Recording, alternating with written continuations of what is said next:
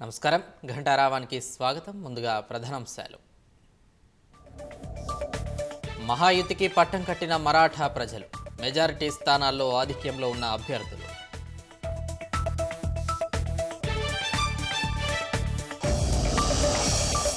జార్ఖండ్లో మళ్లీ జేఎంఎం కూటమిదే అధికారం, 50కి పైగా స్థానాల్లో ముందంజ.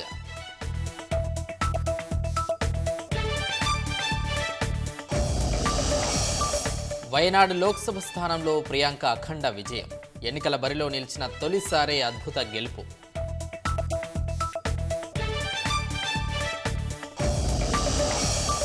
ప్రధాని మోదీపై విశ్వాసంతోనే ఎన్డీఏ కూటమికి పట్టం, ప్రజలు కాంగ్రెస్ అబద్ధపు ప్రచారాలు నమ్మలేదన్న రాష్ట్ర బీజేపీ.